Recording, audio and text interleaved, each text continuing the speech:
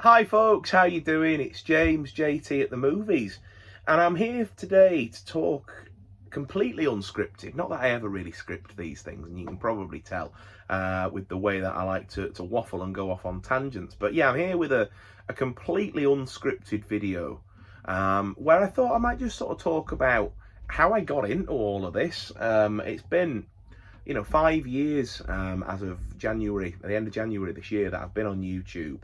And obviously I post videos every month showing you what I'm buying, and I do movie reviews and rankings, and talk about films, and have a fairly active Instagram where I'm talking about what I'm watching, what I'm buying, and all that good stuff as well. And literally will talk to anybody that will listen about movies and physical media. So I thought I'd do a video on the channel, maybe just take 5 minutes and just sort of talk about where I where I sort of got the collecting bug from, and how it's evolved into me spending thousands of pounds converting my basement into a collection room and home cinema.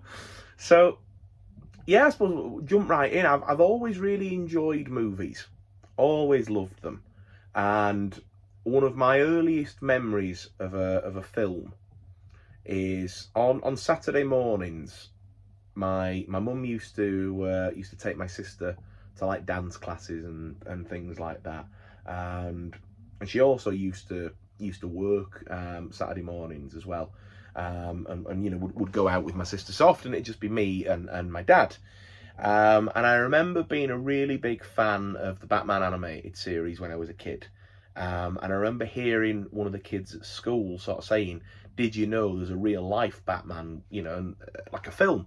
And I remember being probably 5 or 6 when I found this out, and just been absolutely blown away that there was like a real life Batman, and I could watch real people sort of being Batman, and whoever else. Anyway, so I went and sort of told my dad about it this particular Saturday morning, and he's like, "Well, we've got it," and he taped Batman Returns off the television, and so I asked if I could watch it, and as I've said many times on the channel over the years, Dad was very relaxed when it came to what he would let me watch on the TV and stuff. I remember Mum coming home once, and I can't have been more than 7 or 8, and giving him an absolute bollocking because he was letting me watch Lethal Weapon.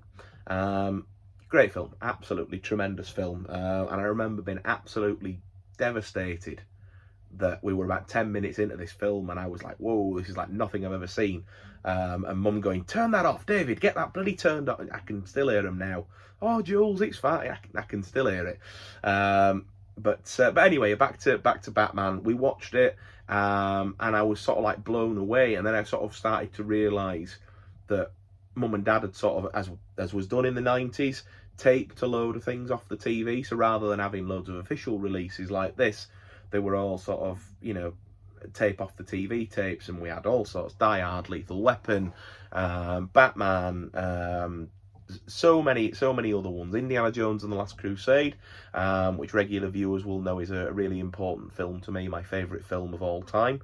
And that's another story that I've told sort of many times as well, is when we sort of got into this routine of Mum and Soph would go out on a Saturday and go and do the gymnastics and the dancing and whatever else, and he would be like, "Right, let's watch a film, let's do whatever." And he showed me Indiana Jones and the Last Crusade, and that sort of really became sort of like our film, sort of along with the James Bond sort of movies, which I'm obviously a huge fan of as well. But yeah, Last Crusade sort of became that. And then I remember going to the cinema for the first time ever, and my grandparents took me to see the Bugs Life movie, and I think it was when the Showcase Cinema here in Leeds had just opened up, and it was just an absolutely sort of magical and sort of mystifying thing. And then I started to really sort of want to get, sort of have sort of movies and sort of be able to watch them whenever I could. And then this is a slightly sad thing, but then in 1999, my dad's dad, my granddad, passed away. And he was really into like home video, like camcorders and all that sort of stuff. And he had multiple VHS players that were all piled up in his and my grandma's living room, because he used to make copies of all the the home videos to send off to relatives in Australia and Wales and here, there and everywhere sort of thing. And when he passed away, Grandma had a clear out, had no use for them, so I ended up with one of these video players. And then I started getting like videotapes for my birthday, and I've still got a lot of my really prized ones in a box. And if I'd have thought on making this video, I would have got them out of the cupboard to show you. But you know, I've got some like Scooby-Doo and Batman and The Mask, and you know, all the sort of films that, you know, were either based on cartoons that I liked, or you know, sort of suitable for kids. Lots of Disney stuff as well. And I really enjoyed having this shelf. It's a shelf I've still got in my bedroom today that Dad built, and it had all the videotapes on it. And then I got really interested sort of in, we learned about sort of like at school, we learned about, you know, what genre was in terms of like literature and things like that, and obviously realised it translated into movies as well. And I remember sort of at a, you know, young age, probably younger than 10, organising my videos into like, you know, these are the scary ones, these are the funny ones, or whatever, and putting little stickers on them to sort of note which sort of like, you know, section they belong to. And it kind of just sort of spiraled from there. Over the road from where my grandma lived in Harrogate, there was a Blockbusters, and she used to give us pocket money every week when we go, and she'd you know, she'd give us a £5 or whatever. And I used to sort of in the late days of VHS, sort of 2001, 2002, 2003, where DVD was really starting to take over, I used to go and spend my pocket money, and they'd have, you know, movies for £1 or whatever. So I'd come back with 5 VHS tapes, and soon amassed this sort of really quite sort of impressive little VHS collection of, you know, all sorts of stuff, like I say, Disney and, you know, kids movies, and, you know, sort of thrillers that were rated sort of like, you know, 12 and PG and that sort of stuff. And occasionally I'd managed to sort of slip the odd 15 through the net if, you know, Dad or my auntie or anybody sort of grown up had come with us.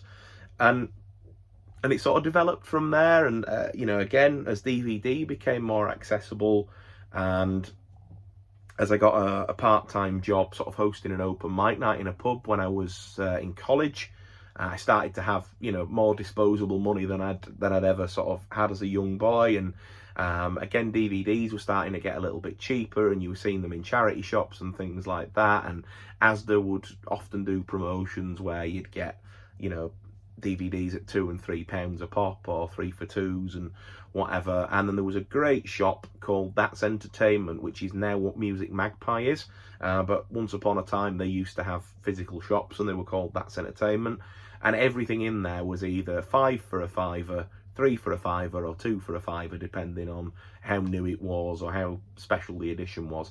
And the majority of what you see behind you came from there. When I got my first job, I really sort of, you know, wanted to sort of stock up on all the films I'd seen throughout my life and really enjoyed. And as I've said loads of times on the channel before, I, you know, sort of watched a lot of films in sixth form. We had a common room, and we had a TV and a, you know, PlayStation or whatever that, you know, played the discs, and people used to bring stuff in, and you'd get to see what other people were fans of. And I watched so many classic films in my free periods of college, you know, college sixth form, doing that. And so I wanted to, you know, like sort of saw, you know, things like Total Recall there, and then like the Marvel Incredible Hulk there as well. And there were loads of things that you'd sort of just like, you know, I must get this. I saw Goodfellas like that, and so many other things. And so they ended up doing that. And then I think when I was 21, I decided that I was going to get a PlayStation 3 and a proper HD TV, and sort of start making the transition to Blu-ray. Now, initially, when I decided to do it, I was going Blu-ray or nothing. And then I soon realised that that was going to be, for the time, for me, too expensive, and, you know, not really a sustainable habit. And I also realised that there were lots of things that, for me, and this is absolutely a preference, because I get that there are some people that are Blu-ray or nothing, and there are some people that are 4K or nothing, and then there are others that are like me that will happily dabble in all 3 formats, and people that even still actively buy VHS with a view to watching them in 2025 as well. But anyway, I realised that collecting Blu-rays exclusively wasn't going to be a cost-effective sort of hobby for me. And there are so many films that you think, I wouldn't mind watching that, I'll just take a punt on that. And if you've spent, you know, £10, £15 on a Blu-ray and then it's no good, yeah, you can trade it in and sell it on, but it's a hassle to sort of get rid of it. Whereas, you know, if I'm going around the charity shops and things like that, which I like to do in my spare time a lot anyway, as you know, you'll seen in the countless updates I do on this channel, where it's, you know, sort of 3 for £1, or, you know, whatever, or X amount for this amount of money, or, you know, £1 a title or whatever. You don't mind taking a punt on a DVD, and we're even starting to see Blu-rays sort of fall into that category now as well. But yeah, so I did that, and then, you know, sort of went through a phase of sort of like trying to amass my favourite films on Blu-ray and the things that I felt like warranted it. Like, I'm still a strong sort of believer in, if the film's like a comedy film, you know, something like The Hangover, for argument's sake, I'm perfectly fine with the DVD for that. I don't think that needs to be in HD or 4K or whatever for me to get out of that film what, you know, what it needs to be. But then say something like Star Wars, or, you know, one of the MCU jobbies, or a big action film that relies heavily on effects and whatever, then absolutely I want to get that in HD if I can. So that's kind of where that sort of evolved. And then I remember sort of watching the likes of the Flick Pick and Chris Stuckman and the guy that used to be Cinema Sickness, and so many others. Dan, who's on the Talking Movies live stream now, is the handle that he uses on here. But many moons ago, folks will remember him being Autumn Productions, and I used to watch these guys when I was sort of in my early 20s and sort of get inspiration on the titles that they were, and I want to watch that, and I want to, you know, and I'd end up with a list and, you know, trot off to HMV, and that's entertainment every payday, and sort of come away with a stack of goodies to watch each month. And then obviously the collection sort of grows and grows and grows, and I just sort of really sort of enjoy having this sort of library, I suppose, really, you could probably call it. And that's a really important bit for me as well, and a nice little sort of segue, is as much as I like sort of watching films and you know, experiencing the story and the art as well, my old mate Phil summed it up with me, I think, best when he says, you've got two hobbies and you don't realise, one's watching films and the other's collecting. And he says, and they're two different hobbies. And I think he's absolutely right.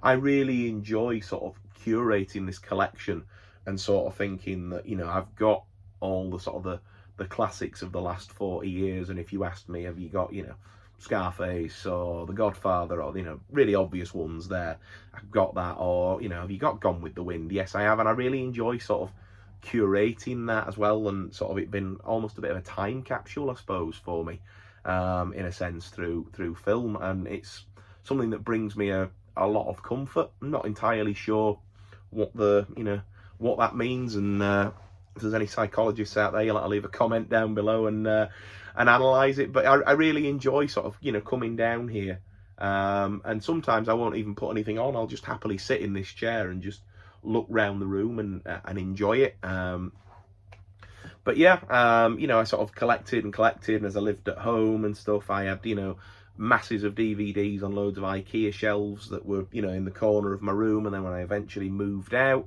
you know, I built sort of like when I first started YouTube, you'll have seen this in my earliest videos, but I called it the movie space, and it was just like a little L-shaped corner of my bedroom, and I cobbled together loads of shelves and stuffed all the films I had onto it and made it look a bit like a bit of a YouTube set sort of thing, and sort of always reckoned one day I'd do my YouTube. And then obviously in the pandemic I decided I'd do it, and I'm still here 5 years on.